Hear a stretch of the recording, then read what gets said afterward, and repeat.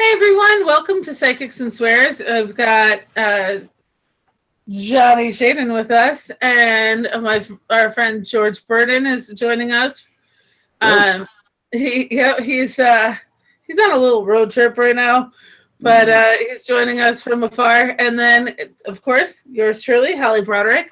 And today we're going to be talking with our dear friend Johnny over here.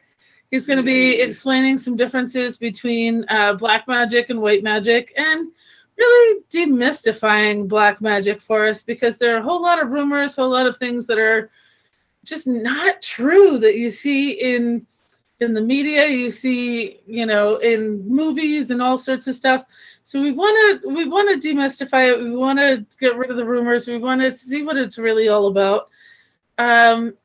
Before we do that, though, boys, can we tell them about the Grimoire Academy event that we've got coming up? Plug away. I am so excited. Guys, I am so stoked for this event. It's in Tamarack, Connecticut. I know, who the hell has ever heard of Tamarack, Connecticut? What's that? I certainly haven't until this came up. It's a perfect place to have a party. Right? Yeah. It's on a campground. It's on a campground, middle of fucking nowhere. It's an outdoor event. It's going to have, I think they're opening up 2 dance floors for this thing, and then in the middle of a campground, what? 2 ginormous, okay, so the way that it's set up, you've got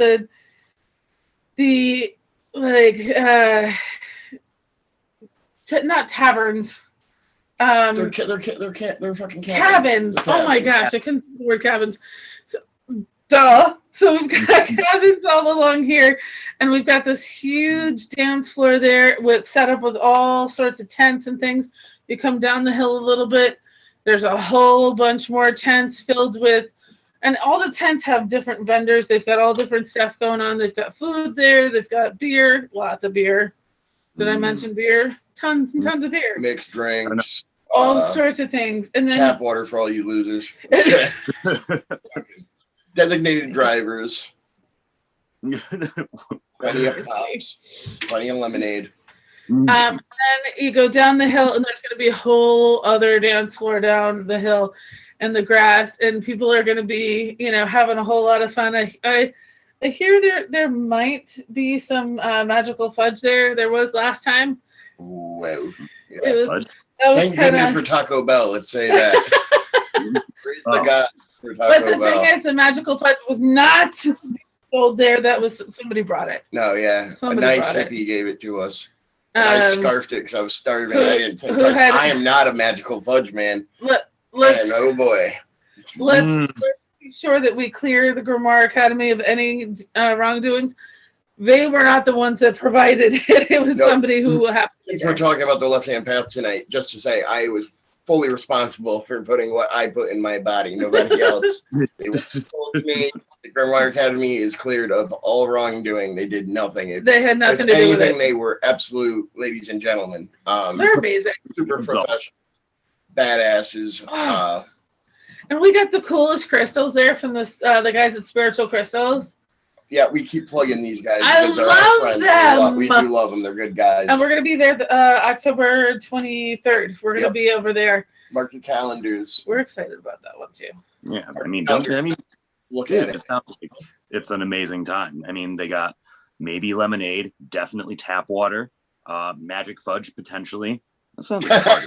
But the magical fudge, though, that comes from the people who, happen to join the party. They weren't, Yeah. Right. Grimoire Academy is not associated with magic fudge, except that it was on the grounds of their place, but they didn't provide it, so they are absolved of all sorts and of it was after the party was over. Correctamundo. They were shutting down, and a nice hippie lady came over and offered some quote-unquote special fudge, which I ate without really thinking, which is dumb.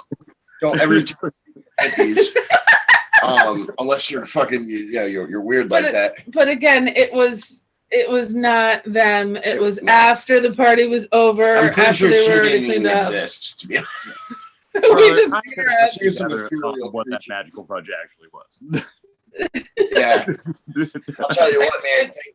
Thank goodness for Taco Bell, because I was having a minor freak out in my own body. Like, so that was good. I was like, oh man, all those repressed memories are coming back. Yeah. Where's the alcohol? I don't like this. But we'll be there, and we'll be at Spiritual Crystals the week before on the 23rd. Fucking A. And that's in Athol, Massachusetts. Those guys are amazing. Like, you guys really You have gotta to go see visit their them. shop, man. Their shop is the shit. We are going to be purchasing some of their stuff because it is going to end up on my altar. This beautiful piece behind us. This is the new. That's Johnny's. Yeah, this I'm stoked to finally show people this. I had an idea when I first moved here that I knew I wanted my own altar and my own place of worship.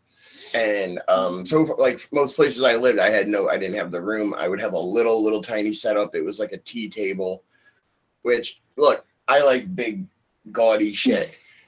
You can do it with a cup of water or a candle. You know, I had a friend who was living with her family, and they were very, very strictly Catholic and were freaked out by anything magical. It could have been the whitest, cleanest, harm nobody healer, faith healer magic. And they would freak the fuck out. So she would go in the bathroom, and she had all her stuff in a handkerchief. She would open it up and put it on the back of the toilet. Yeah. And she would do her ritual and her path working and her devotion and praying there on the back of her toilet. And all she had was like a candle and like that's it.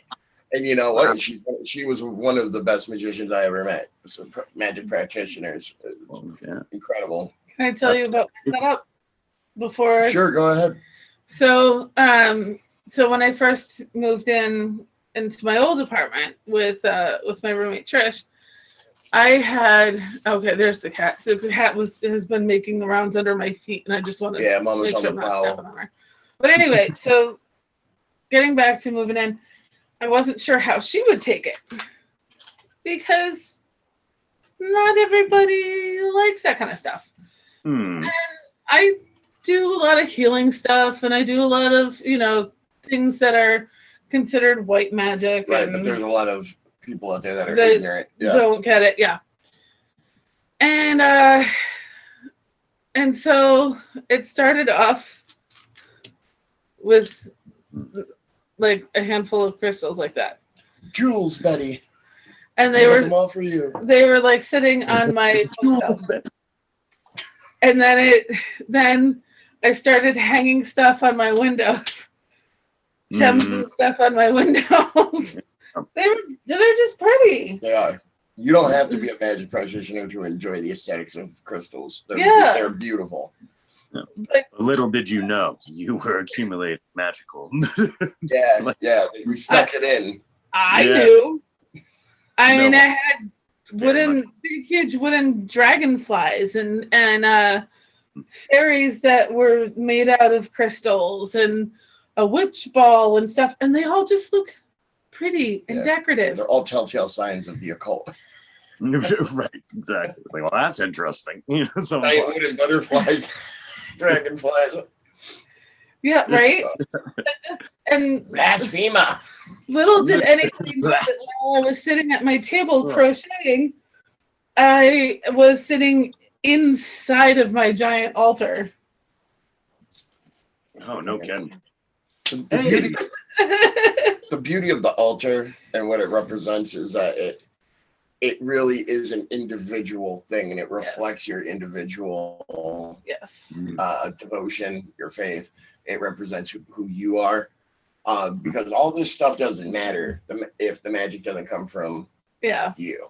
And in order to work, I mean, that's talking about us practicing magic, not dealing with other entities or whatever. So let's crack this fucking egg since we're already getting in it. So left-hand path. This is something that I hear people talk a lot about. So what does it mean? What does left-hand path mean? I'll explain. In magic, there are many paths to spiritual enlightenment, but people for some reason like to dualize things, and they like to separate them. So traditionally, and I can only speak from what I know and what I've studied, I'm sure there's going to be people that are going to be like, you don't know what the fuck you're talking about. Well, go fuck yourself, dude. Been doing this a while. I know my shit. And he does. And I do. I do. I'm not the fucking deepest guy in the world, deepest cut finder, but I know enough. Yeah. So traditionally there's the right hand path and the left hand path. The right hand path, the philosophy is very very hippie oriented, and what I mean by that, it is very, they have like the harm none. You hear a lot of talk about karma, a lot of Eastern mysticism, a lot of you'll hear shit about the rule of three, which has nothing to do with karma. It's Wiccan. Yeah, it's barely even that.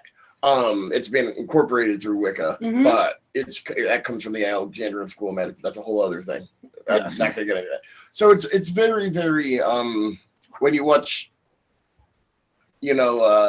anything about Wicca falls under that camp. A lot of other pagan beliefs fall under that camp. And I mean, I could do shows on all of those topics, and maybe we will. But there's that. It's pretty much harm no one, work in service of people, and magic isn't used for personal gain. That's their philosophy. That if there's no selfishness, and that if it's not being used for healing or making the world a brighter, better place, that it's not magic and it shouldn't be used. And anything that would do anything other than that should be forbidden. The left-hand path is a different belief. It is far more, it's not about the community like white magic is that white magic is far more community oriented. Left-hand path philosophy is far more focused on the individual.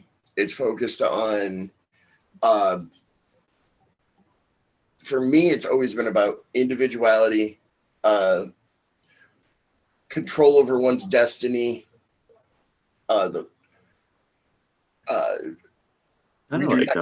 Cheek. We are not pacifist. Really? Someone slaps your face, you cut their hand off. That's the philosophy of the left-hand path. A complete devastation of anyone that would do you harm. There's not a lot of room for forgiveness and shit like that. Like a lot of, I would say even Christianity's in the white camp. Because if you look at the Catholic Mass, the Catholic Mass is like 95% pagan worship. It's true. It's pagan ritual. And then they just threw this in there to, spice it up a little. But I think maybe we need to, okay, so we know the left-hand path is far more focused on the individual things, and it also is focused on what you would call, quote unquote, dark energy. But this is the thing. When you talk about light and dark energy, light and dark energy, honestly, it's really the fault of the media and Christianity and their propaganda machine. All the Abrahamic faiths, Judaism, Islam, they've put this idea that if something is dark, that it's instantly evil, and that is just not true. The moon isn't fucking evil because it comes out at night, and the sun isn't great because it comes out during the day. It's they just are. They're indifferent to humanity, right? And well, now I want to ask you this, because I know in certain pagan religions and certain pagan beliefs, the moon is considered like the feminine energy. There's a lot of that in magic. You'll hear things described as the masculine and feminine. That's a whole other camp that I would have to be doing a show on paganism. But I'm thinking there's a parallel, because a lot of the things that are considered feminine, like, are also considered dark.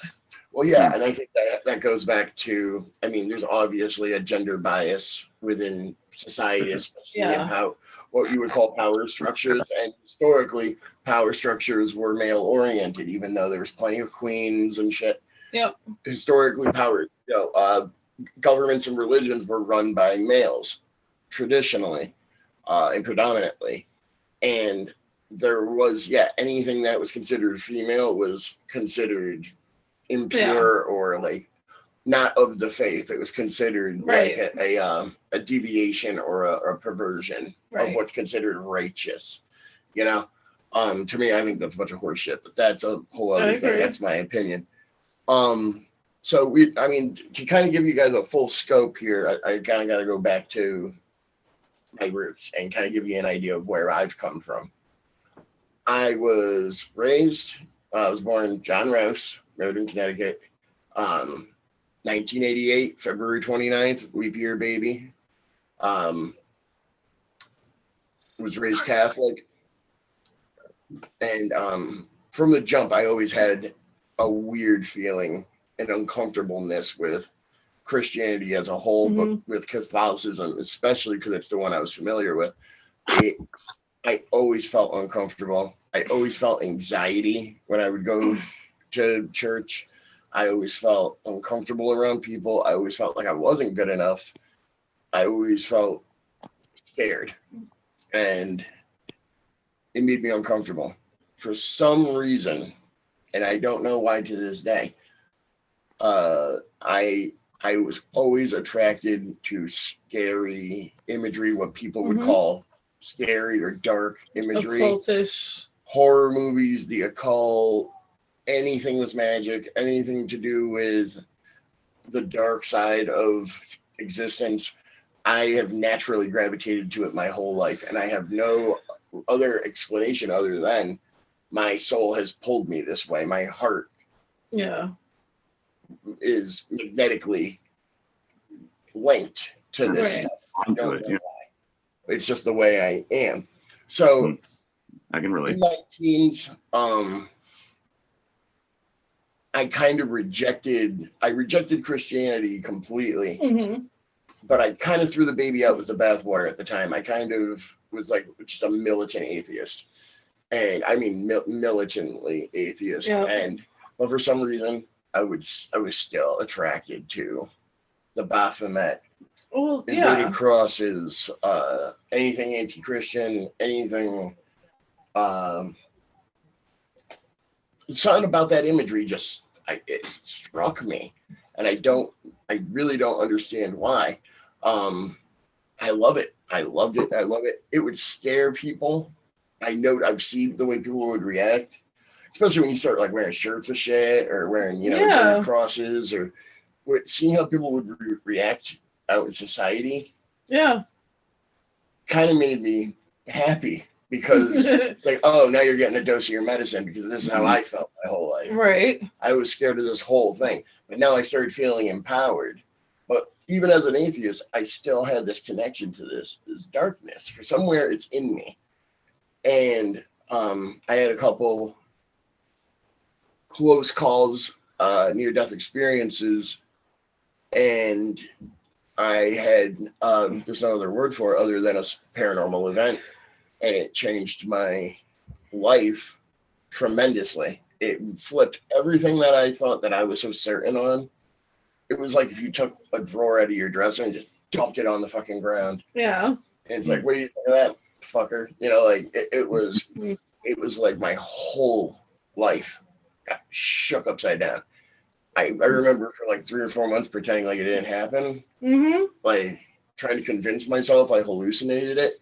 And there was just no way. And there was physical evidence. So it was like, and I even went to a friend who, this is such another story. This is another story for another time. I think I've told this story on here before. Yeah. About receiving a phone call from someone who's dead. Yes. Yeah. And it fucked my whole existence up. So I kind of had to understand. I was like, okay, I have to come to terms with that. This happened, and I need to find out why. And I always read about magic, but I never took it serious. I always took it like I would read like Aleister Crowley, and I was like, oh, okay, I see the philosophical side of this and the poetry of it. And he's a tremendous writer. He can be really funny if you have a dark sense of humor. Aleister Crowley is very funny. But he writes shit in code all the time, and like. He'll intentionally say some horrendous shit just to get you to close the book. Like he'll say like really horrible shit, And I think the intention is just to stop. Like, oh, if you're too much of a pussy to handle this, then you definitely don't want to go any further.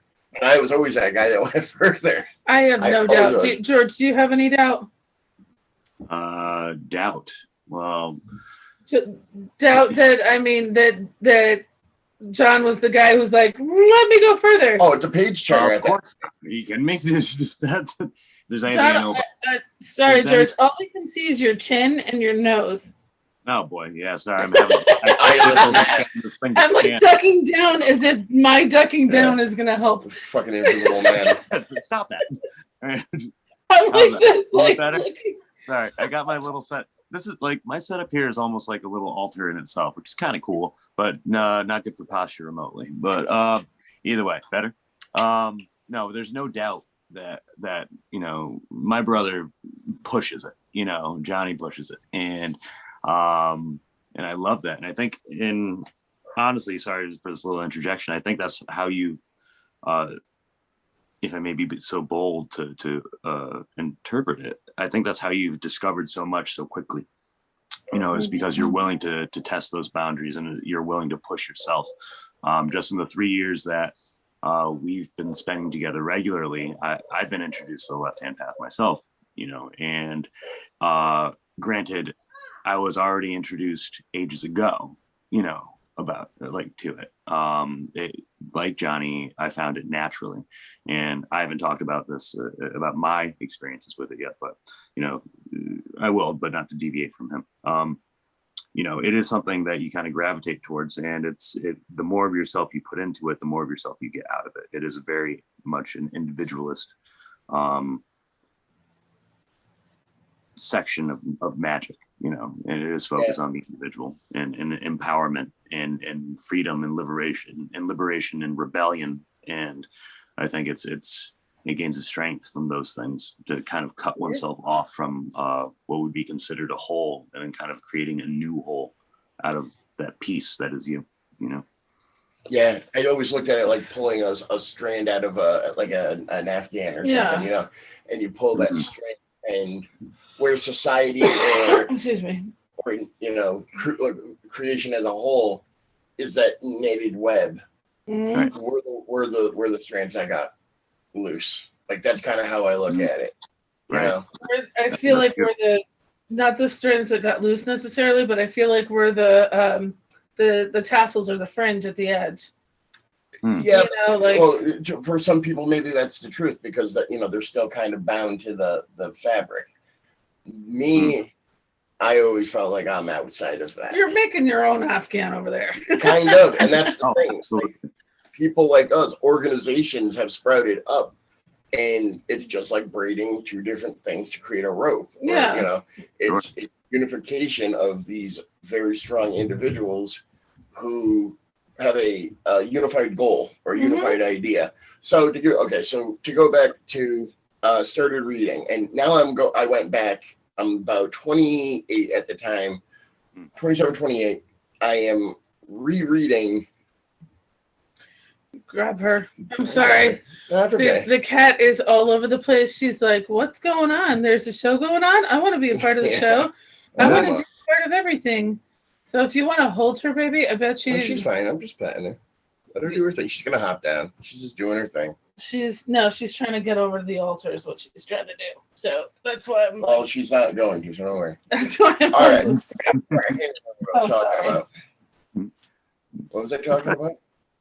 Oh, you started reading when you were 28. Okay, so at the time, I might have been a little younger because we're talking almost 7 years ago. It seems like yesterday, but it really was just years ago. That's great. So I'm rereading all of this stuff that I read as a kid. I went back and read LaVey, and I was like, oh, this is fucking hokey. It's like, I call it atheism for dummies. The Satanic Bible.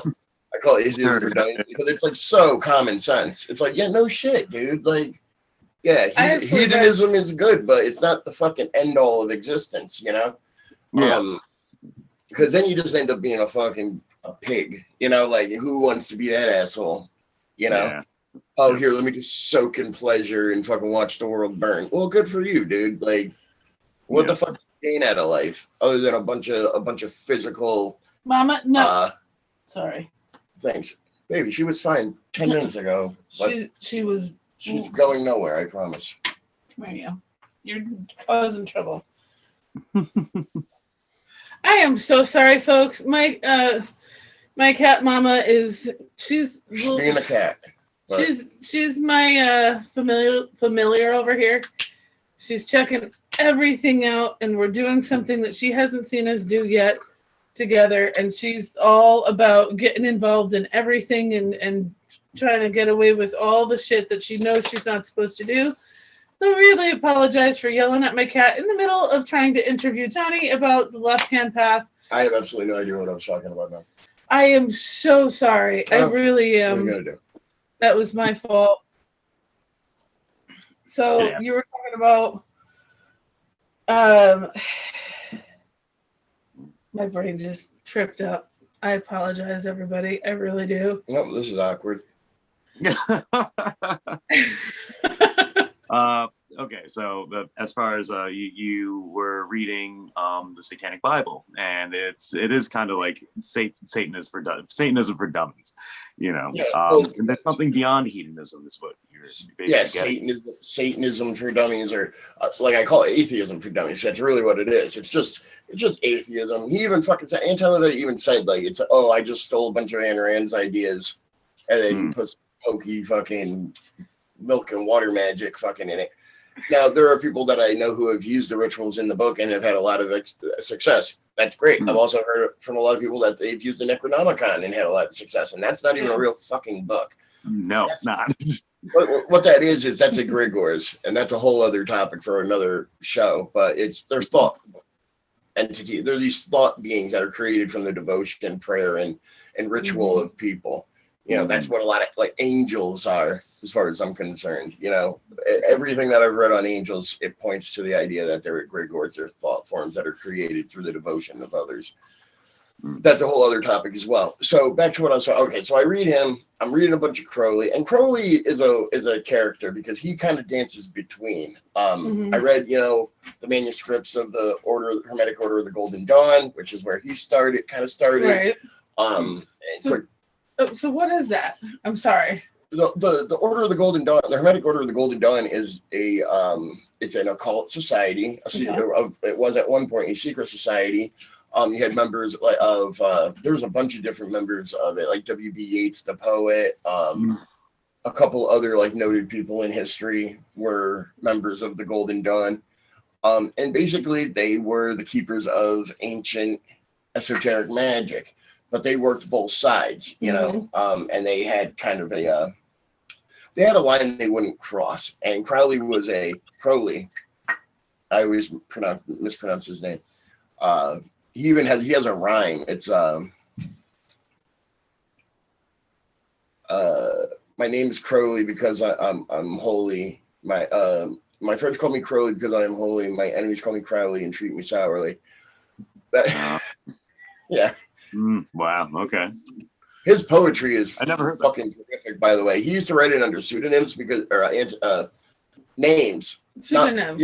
Pseudonyms, because you could be arrested for the shit he was writing back then in England. It was like super pornographic, borderline like Marquis de Sade type shit, but like a child dying to fucking be a rebel, because he was raised in the Plymouth Brethren.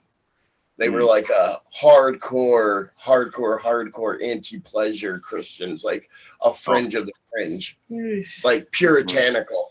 Which is funny because his father was a brewer, a Crowley brewery, and was like a multimillionaire. So when he died, Crowley inherited all his wealth, and Crowley, being Crowley, decided to take his money and just squander it and travel the world learning magic and getting into these secret societies and fucking learning all he could about magic. And eventually to be fair to Crowley, he kind of outgrew the Order of the Golden Dawn.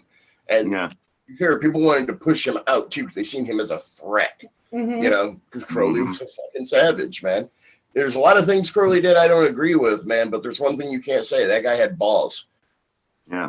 Balls like two fucking door knockers, man. John, what people thought. Matter of fact, he reveled in people thinking he was a piece of shit. Like he was really proud of it. But he's an incredible magician, and he knew that there was power on both sides of the fence. And if you were a good enough magician, sorcerer, you could reach out to these things. And he would practice things like the Goetia, which is like an ancient, old piece of magic that like they tell you don't fucking fuck with. You can go crazy and whatever. And he did it, man. He performed that. He did the Abramelin, which he famously quit to go help his master Mathers, who got in some trouble in Paris. I was actually going to ask you to talk about that one. Yeah. It's the Abramelin is some heavy shit, man. That's one where like in every text that I've read, they're like, do not attempt this fucking ritual. It goes on for like 6 to 9 months. You got to live on bread and water, and you got to wake up at 5 in the morning and meditate for fucking hours and like stand on your head, and you have to find. And he bought the Boleskine house on Loch Ness, which is famous. Jimmy Page famously bought later on. But he bought this house specifically because it had the characteristics and the dimensions that he needed to do this ritual. And like he had to get like fine sand from a dry river bed to put down on the floor so you could see the feet of the entities, that you're allegedly making contact with. Well, he bailed on this thing like 4 months in. And people said he just went, nah, fuck it, and left because he was kind of a brat. But what had happened was his master, Gregory Mathers, I think the guy's name was, bailed or got in some real trouble in Paris. I don't know what, but he got in some shit, and he needed Crowley's money and connections to get him out of it. So Crowley, being a loyal pupil to his master, fled and left the fucking ritual. And if you know anything about Boleskine House, apparently like everyone, with the exception of Jimmy Page, who's probably a fantastic magician in his own right, never talks about it, but because he's old school. Everyone else that hadn't come in contact with that house died of some fucked up, horrible accident, or like they shot themselves. There was like suicides, and people said like they were like banging and snarling outside the doors when they're trying to sleep. It was fucking intense, man. And this is the thing about the left-hand path that like I do need to stress. Like there are certain branches and little crevices in it where there's dark shit, man. I have no doubt that there are people that take shit to unbelievably evil levels. Yeah, where anytime you're dealing, it could be magic, music, film, any art where you're dealing with artists, there's going to be people that are pushing it to levels that are downright just wrong. They're wrong. And I have a question for you. Okay. Because you're I'm jumping around a lot. I'm just spewing knowledge here. I know. But you're kind of dancing around something that I've always had a question about, and I don't know, George, if you have had the same question. Like, how is it that there are certain things, like certain types of quote white magic, where they do hexes and curses and things like that? How is that possible if you're not supposed to be doing any harm? That's an action. And that's, so I don't get that.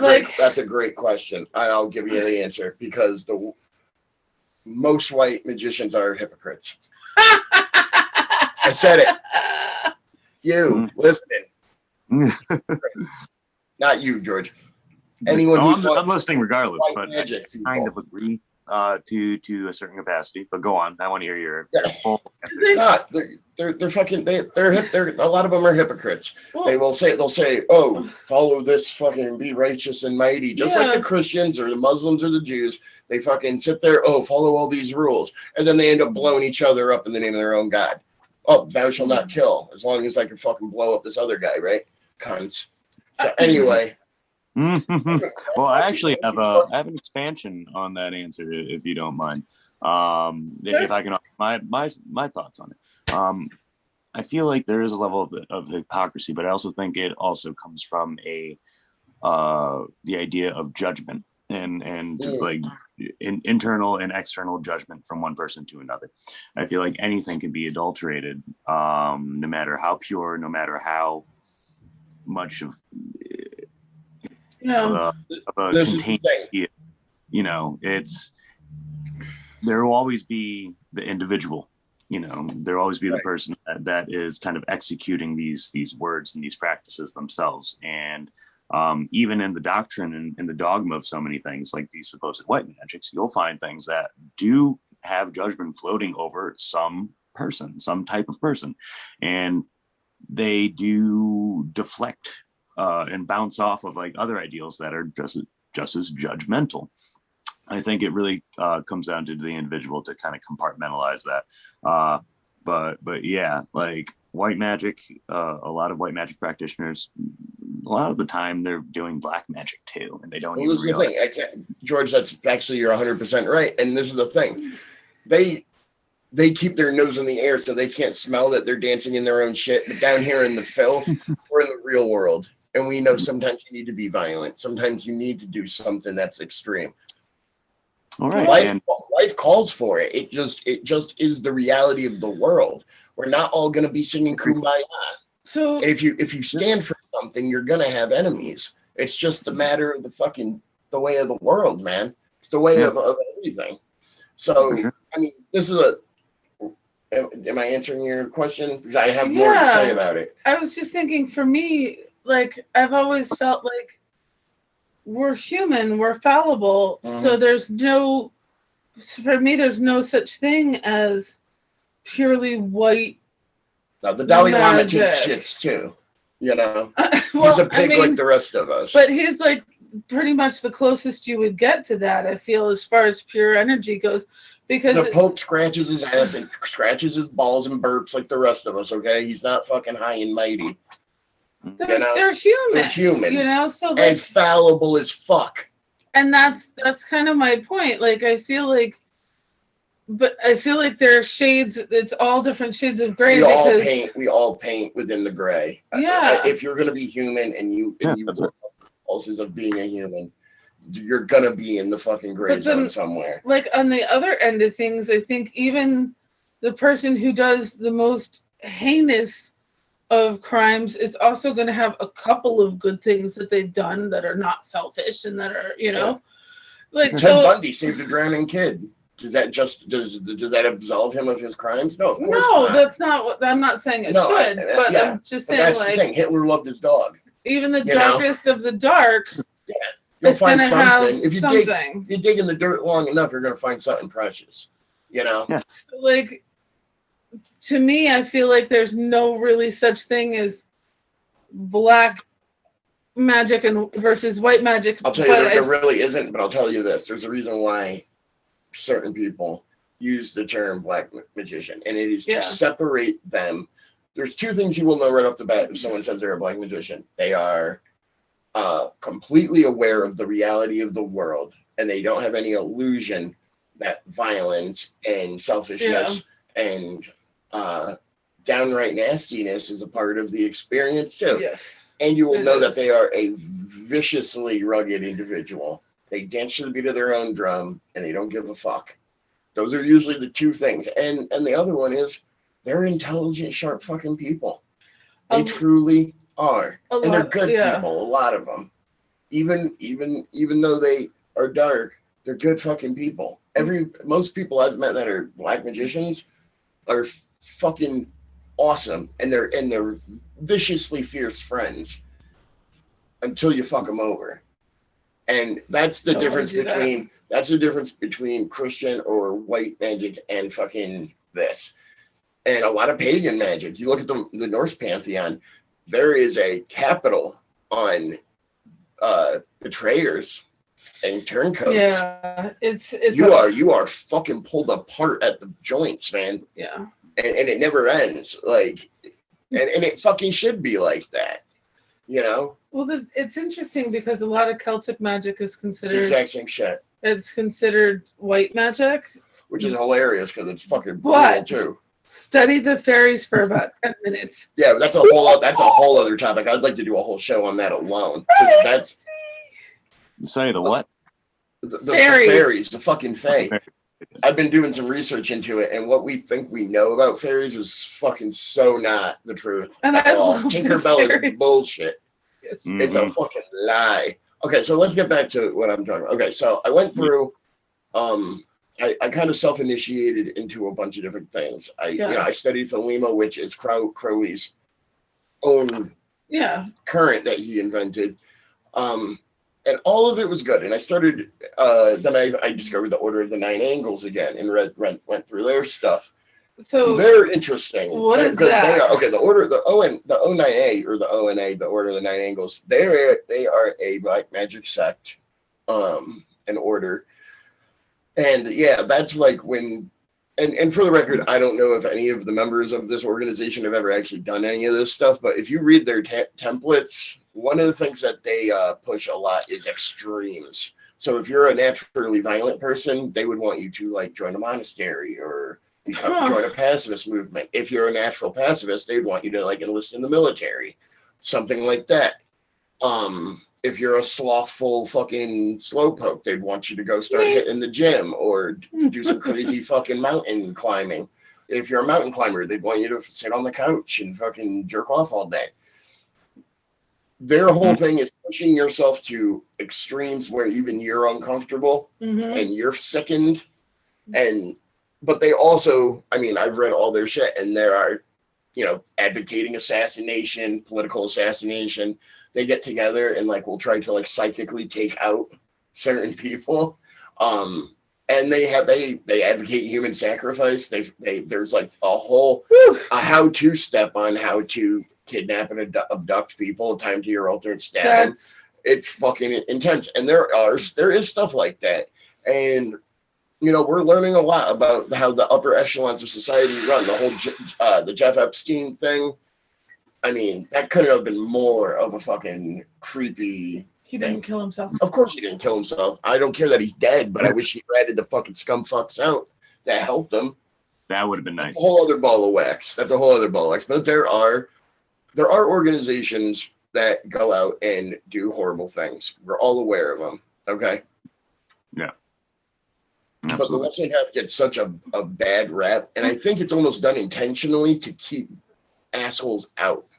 I think it's the same thing as Crowley. It's like what Crowley did, saying horrendously horrible shit just to keep the dummies out. It's like disinformation, So when I discovered my path that I'm on, my tradition, it was the first one that like instantly struck in my heart like truth.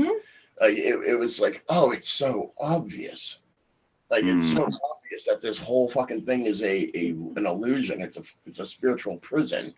All of creation, not just the earth, but all of creation is a spiritual prison. And it made so much sense to me.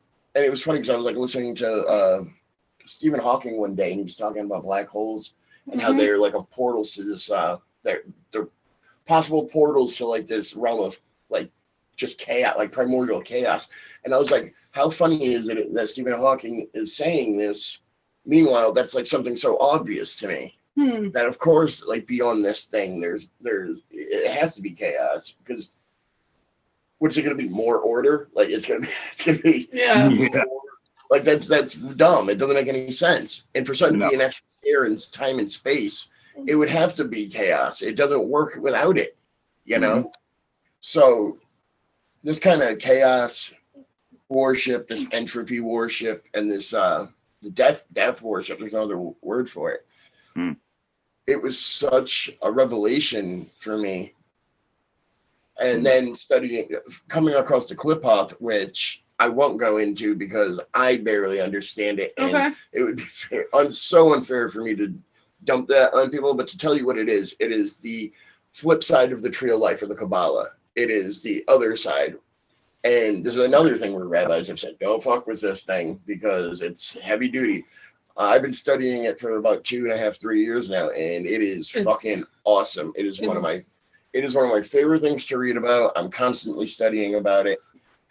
So can we rewind for just a second? Because I imagine there are people who are going to be watching this who go, what the hell is a tree of life even? Well, yeah. Well, so Google it. The fuck. I'm not getting paid here, so I'll just tell you. Google it. It's a form of magic that is It roots back to ancient Judea, and you'll just look at you'll see the picture. It's like these 10 globes. They call them well, I know in Clubhouse they're called Sephiroth. I don't know if they're still called that in the Kabbalah, but they basically means like a shell or husks. Yeah. And you have Kether at the top, which is like sublime fucking God. Yeah. Like Yahweh sort of a deal. Yeah. The Kabbalah I haven't really spent all that much time on because it didn't interest me. The Qliphoth on the other side is gnarly. It's cool. I'm not gonna go into it really. That's a whole other topic, and I need like another year or so to really study before I get into that. But I mean, you can Google these things. They're, it's the tree of life versus the tree of death. It's just the flip side. It's they call it the anti-Kabbalah or the Qliphoth. It is literally the tree of life, and then you have the tree of death. Now people go, "Ooh, tree of death. That sounds so spooky." It's like, no, motherfucker. Death is a part of life. Death is as natural as breathing. It's as natural as eating food. It's why they're connected. That's why that's why they are flip of each other. It's not. It doesn't make it. And by the way, the tree of life isn't automatically perfect and fucking beautiful and nice. It isn't.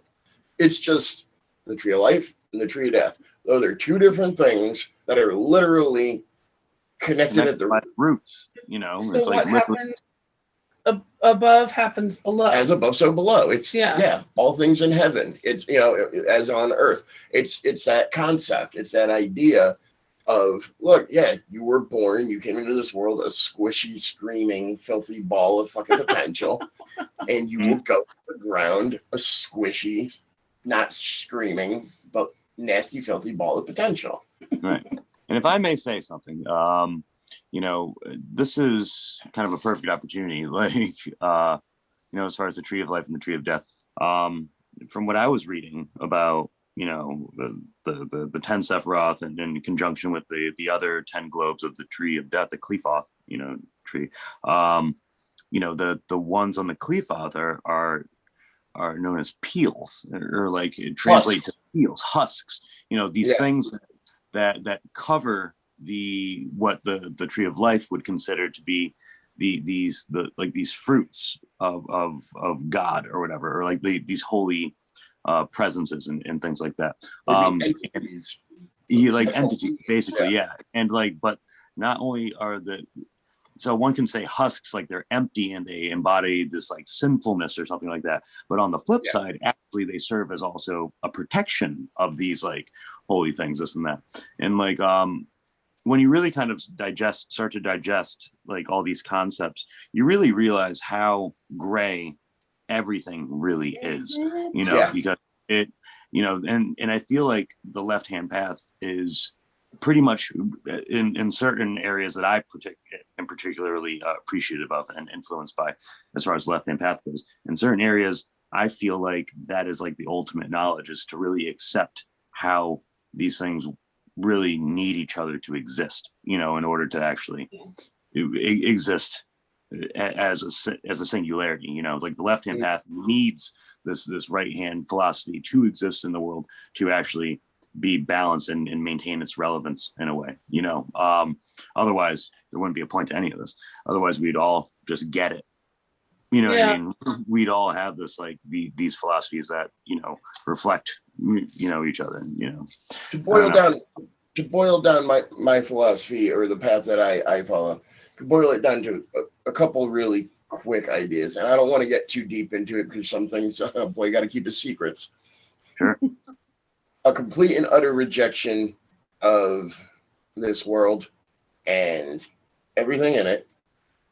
And what I mean by that is a true disdain for what has been created, this beautiful lie of existence. Because every fucking day I feel like I'm in a simulation more and more. Every single day feels like every day I wake up, I feel like I'm finally figuring out. I feel I'm going to open my eyes and I'm going to see the fucking ones and zeros of the Matrix. Like, I feel it all the time. Not to say that there aren't moments of true, exuberance and beauty. Obviously, there's great moments in life. But I can smell the bullshit. You know what I mean? Yeah, absolutely. But it's so. There's the main thing. the number two, and maybe the most important part, absolute opposition to Christianity, Islam, and Judaism, and any government, any religion that would restrict the human from finding their true will is it's a thing that should drop dead. It's a thing that I would love to destroy.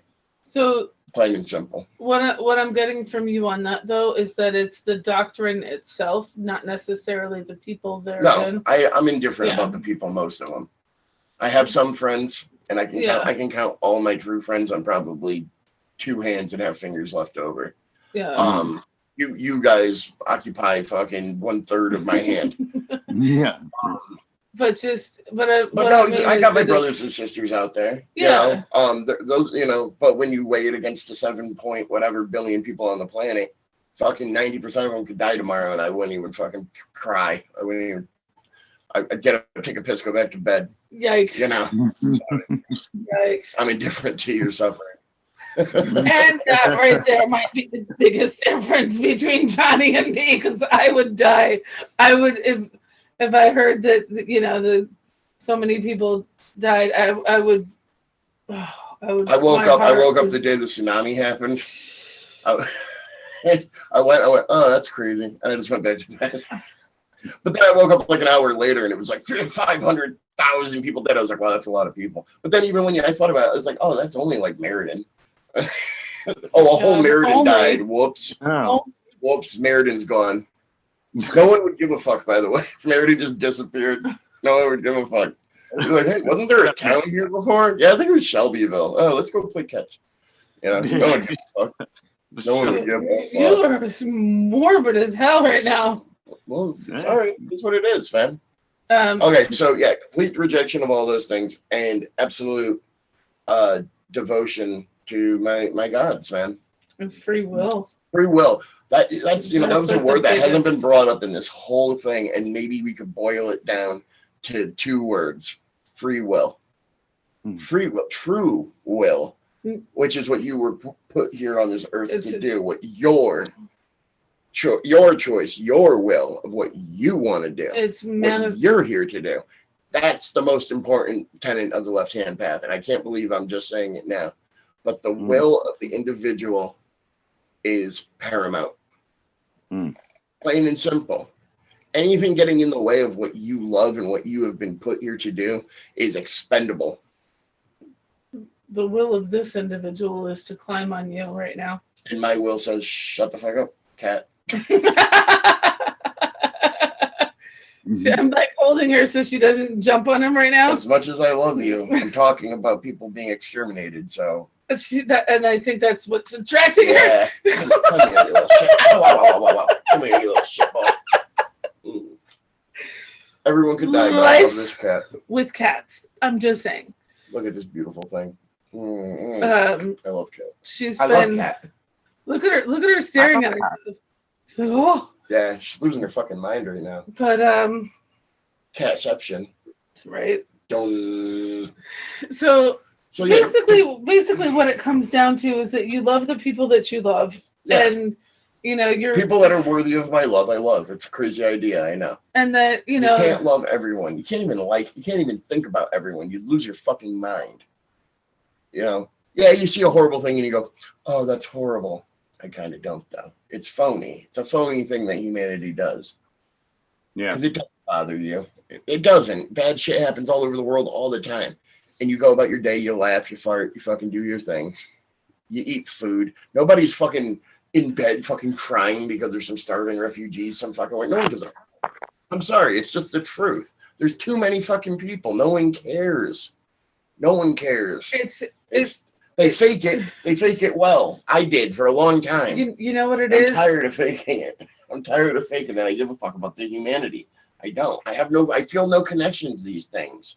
And that was the biggest turning point. I used to be Mr. Political guy and, oh, isn't this crazy that the government's doing a thing? Yeah, the government's always doing a thing. I'm an adult now and I've looked back at it and I go, yeah. Oh, police abuse. Yeah, cops abuse people. That's what they do. I'm not saying it's right. Yeesh.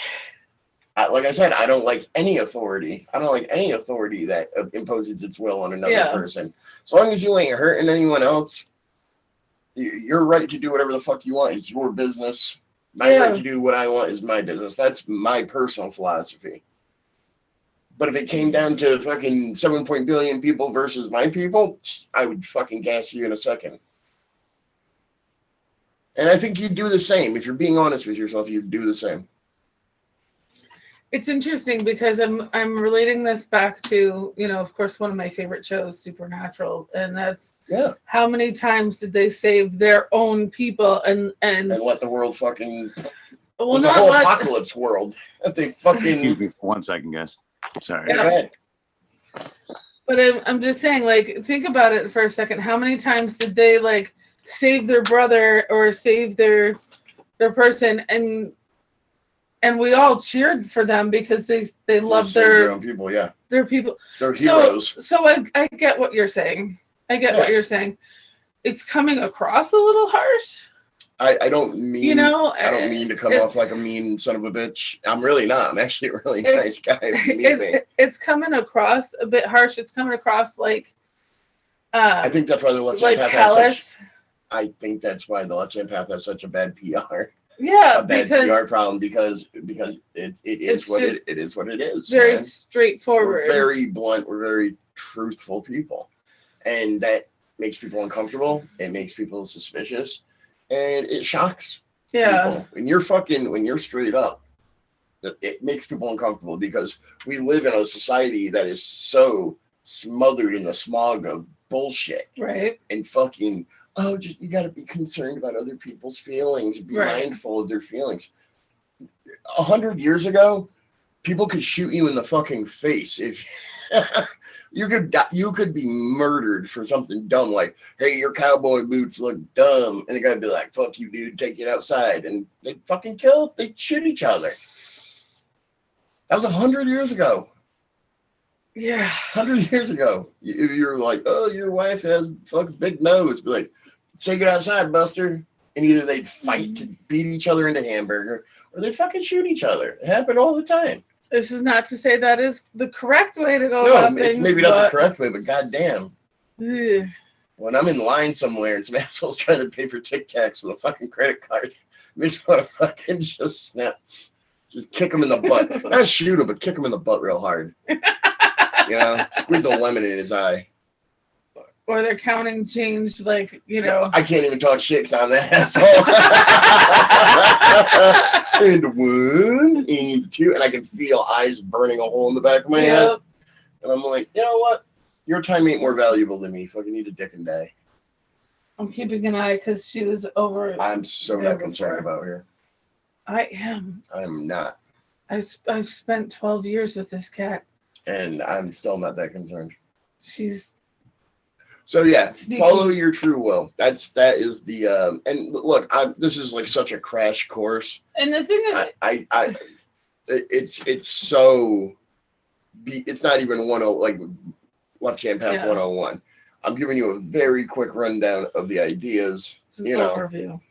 I didn't even get to talk about Michael Aquino or Brian Werner. And the Satanic Temple, who are a completely different organization these days. Can you do just one more thing? What? Can you introduce everyone to Carl? Oh, yeah. I don't know if everyone can see him. I don't want to take him off his altar right now. But this is Carl. He is a coyote skull. I don't think anybody can see him, really. Well, tough shit. I'll put pictures up. Here, hold on. I'm sure you'll find them. Let's just. Are you zooming in? Whoop. It says George's iPhone, but it's really taping us right now. Oh, okay. Yeah, this is Carl. Carl is a male coyote, and I got him a few years ago because I like animal bones. I also have some animal shoulders. I think those are pig shoulders. Okay. I got fucking 2 vessels. I have the tiniest coyote bone somewhere on the table here, but we're gonna have bigger ones later. It's this big, guys. It's bigger than that. It's like this. I've had this conversation before. I I swear it's bigger. My bone is bigger. I promise. Coyote Whoa, bone. whoa, whoa. Coyote bone, George. Coyote bone. Oh, It's it got bigger. What the hell did I just walk back into? It got bigger, George. Well, that's something. I didn't know they grow. Started talking about my bone. I told everyone it got bigger. About my coyote bone. It's big. Well, you have a tiny bone. He's got a I big got bone. I have a tiny bone. I got a tiny bone too. All right, but yeah, and these are necklaces that were made by by some friends of mine. They're in a band from Brazil called Vobiscame Fearnai. Bought a sweatshirt from you guys the other day. Fucking Hail Satan. They fucking rule. If they get to see this, they're so cool. Yeah, they also made this beautiful hendecagram that I got around my neck. It's an 11-pointed star. I love it. Consecrated it in blood. That was cool. Yeah, we didn't even get to talk about blood magic. How much time do we got left? None. We're Over. We're over, yeah. Yeah. Let's talk overtime. about that because Crowley, I always go back to quoting him because he was like he's my foundation for magic. Sure. So Lima was my go-to. Sure. And he says something along the lines of like blood, animal blood, animal sacrifice is important because blood is this twilight substance. It's something that is once living and then it becomes dead. And it's super important because to make contact with this, to make a bridge to this other plane or to make contact with these other beings, these gods, blood is super important. He says, but if you're too much of a pussy to do an animal sacrifice, you can use regular old blood, or incense or water.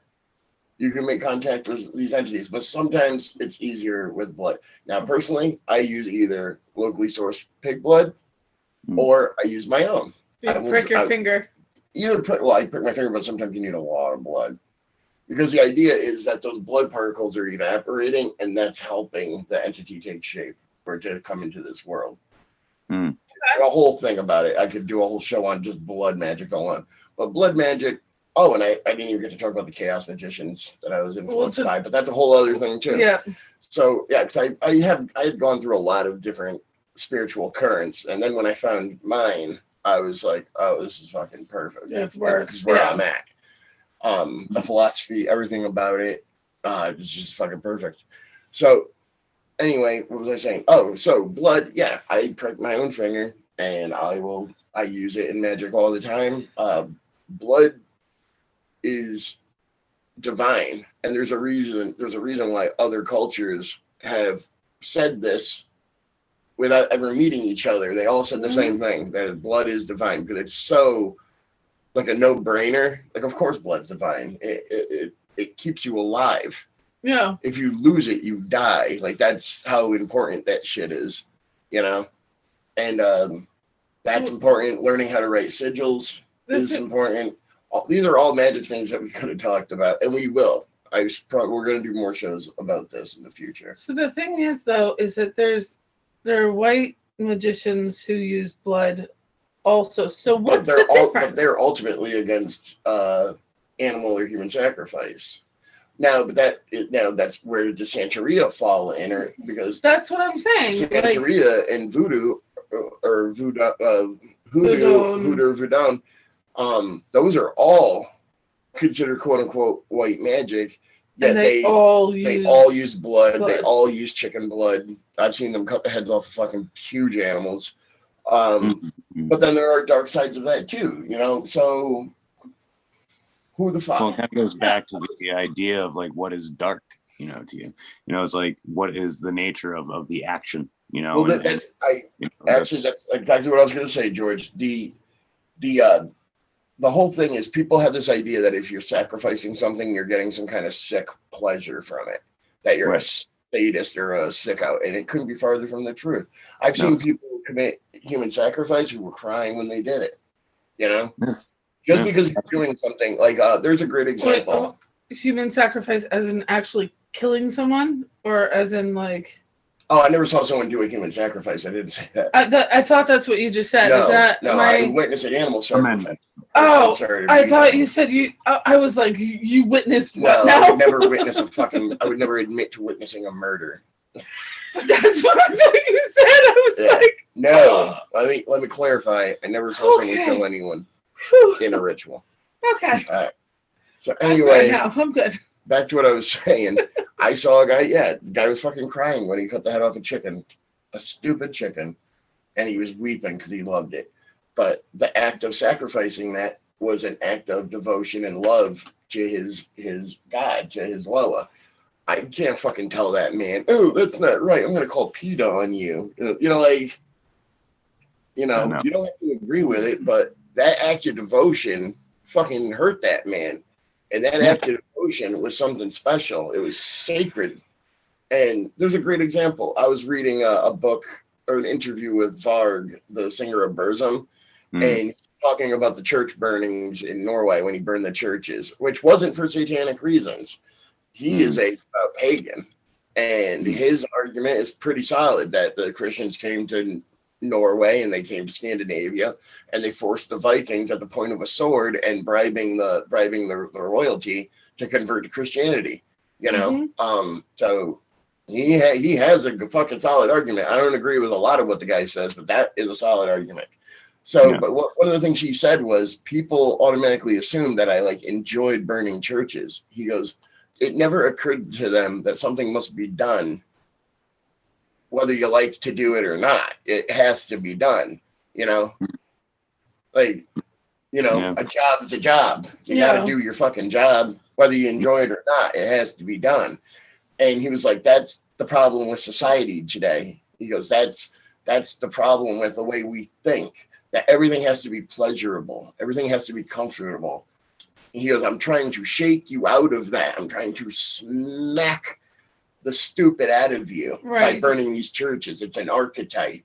I'm trying to relight something in you that has been lost and buried by these cunts. In so many words, that's basically what he said.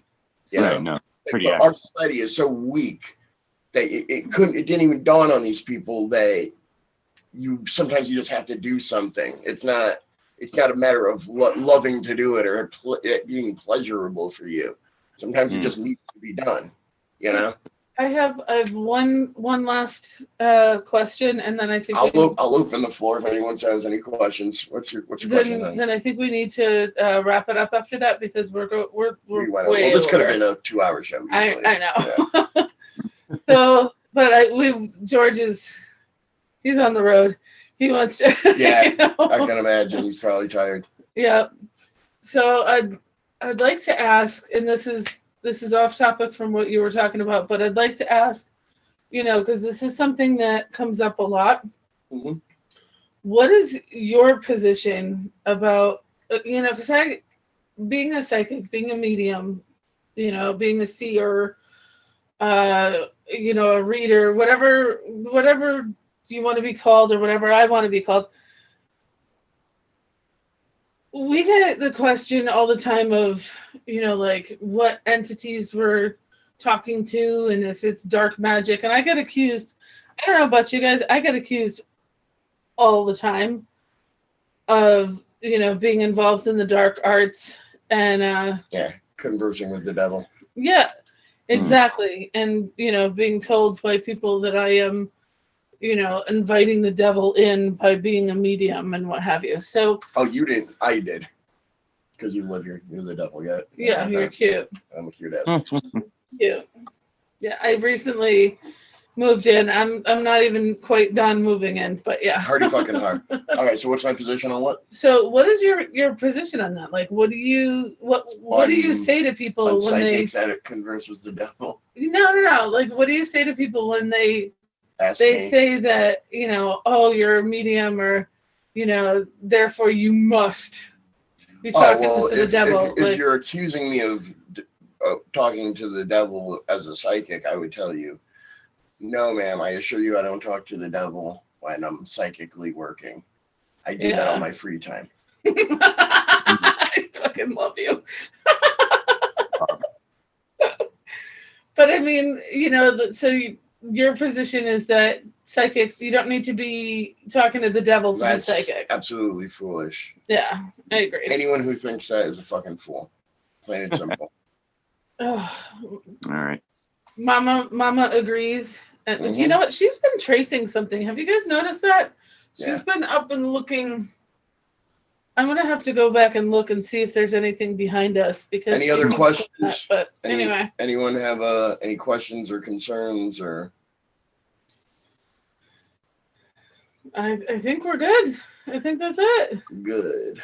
So we will see you guys. Hopefully, we'll see you guys in person on the 23rd and in Athol, Massachusetts for Spiritual Crystals. October 16th, we're going to be, me and George will be in DC at the Funeral of God show. So if you see us, come say hi. Yep. And then we're going to be at Tamrock, Connecticut, at the Grimoire Academy event. If you need any directions, if you have any questions about it, pop on our page because we've got the event posted there, the Psychics and Swears page on Facebook. We've got our 5-minute fun readings coming up next Sunday. Trying to think if there's anything else. Is it this Sunday?